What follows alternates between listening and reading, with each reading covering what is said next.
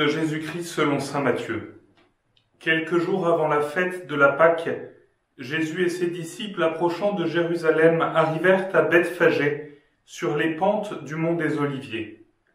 Alors Jésus envoya 2 disciples. « Allez au village qui est en face de vous, vous trouverez aussitôt une ânesse attachée et son petit avec elle. Détachez-la et amenez-les-moi. Et si l'on vous dit quelque chose, vous répondrez « Le Seigneur en a besoin, mais il les renverra aussitôt. » Cela s'est passé pour accomplir la parole transmise par le prophète. « Dites à la fille de Sion, voici ton roi qui vient vers toi, humble, monté sur une ânesse et un petit âne, le petit d'une bête de somme. » Les disciples partirent et firent ce que Jésus leur avait ordonné. Ils amenèrent l'ânesse et son petit âne, disposèrent sur eux leurs manteaux, et Jésus s'assit dessus. Dans la foule, la plupart étendirent leurs manteaux sur le chemin, d'autres coupaient des branches aux arbres et en jonchaient la route. Les foules qui marchaient devant Jésus et celles qui suivaient criaient « Hosanna au fils de David, béni soit celui qui vient au nom du Seigneur, Hosanna au plus haut des cieux. » Comme Jésus entrait à Jérusalem, l'agitation gagna toute la ville, on se demandait « Qui est cet homme ?» Et les foules répondaient « C'est le prophète Jésus de Nazareth en Galilée. » Acclamons la parole de Dieu.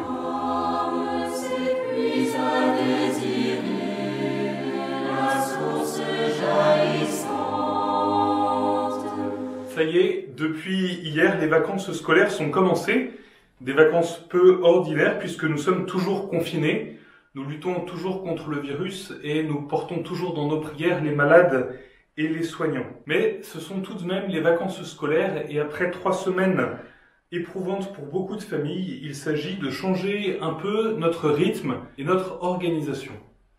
Et de changer d'autant plus que nous entrons aujourd'hui dans la Semaine Sainte. Cette Semaine Sainte, nous le savons, c'est le cœur de notre vie de chrétien. Et pourtant, cette année, la Semaine Sainte ne ressemblera à aucune des Semaines Saintes que nous avons vécues jusqu'à présent. Dans son déroulement, dans notre façon d'y participer, elle sera certainement différente, mais le cœur reste toujours le même. Il s'agit pour nous de célébrer le Christ mort et ressuscité. Il s'agit de célébrer la victoire du Christ sur la mort.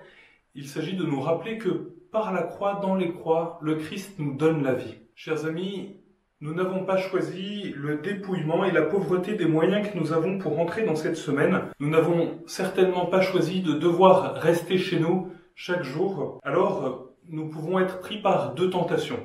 La première tentation, ça serait de dire « Eh bien, très bien, pour cette année, on va mettre un peu Pâques et la Semaine Sainte de côté, et puis on fêtera vraiment Pâques l'année prochaine. » Voilà, on oublie un peu et on vit notre confinement tranquillement. La deuxième tentation, à l'inverse, ce serait de dire « j'y arriverai. Quoi qu'il m'en coûte, je vivrai une belle Semaine Sainte et donc je vais chercher par tous les moyens les bonnes idées, les bonnes initiatives et je vais passer ma semaine à courir après les meilleurs supports possibles pour vivre cette Semaine Sainte. » Et pourtant, chers amis, je crois que cette année encore, c'est d'abord le Seigneur qui nous rejoint. Ce n'est pas nous d'abord qui allons rejoindre le Seigneur, c'est d'abord le Seigneur qui nous rejoint.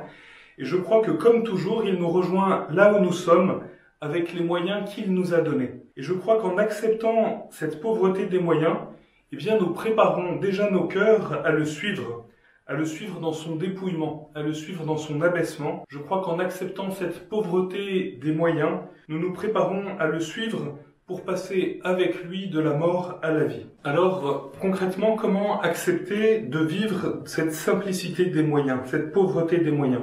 Je vous propose 2 pistes. 2 pistes concrètes pour essayer de vivre cela en famille. La première piste, c'est d'accepter de vivre cette semaine en famille, d'accepter d'être tout simplement avec ceux qui habitent avec nous. Et donc pour cela, peut-être de déconnecter un petit peu de nos ordinateurs, de nos réseaux sociaux, pour être présent à ceux qui habitent avec nous.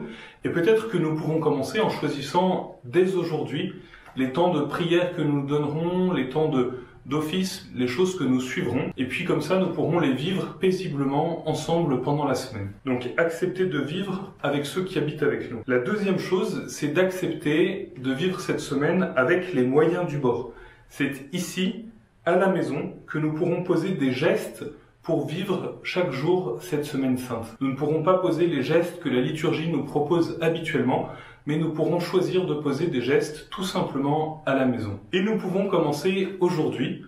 Aujourd'hui, en ce dimanche des rameaux, je vous invite, là où vous êtes, avec les moyens du bord, à trouver des rameaux pour mettre sur vos crucifix, sur vos croix, pour reconnaître que le Seigneur vous rejoint ici. Par exemple, vous pouvez prendre le géranium de votre maman en lui demandant, ou tout ce qui vous tombe sous la main. Ainsi qu'avons-nous au presbytère. Alors ça, c'est un peu petit quand même. Est-ce qu'il n'y a pas autre chose? C'est beaucoup trop grand. Allez, non.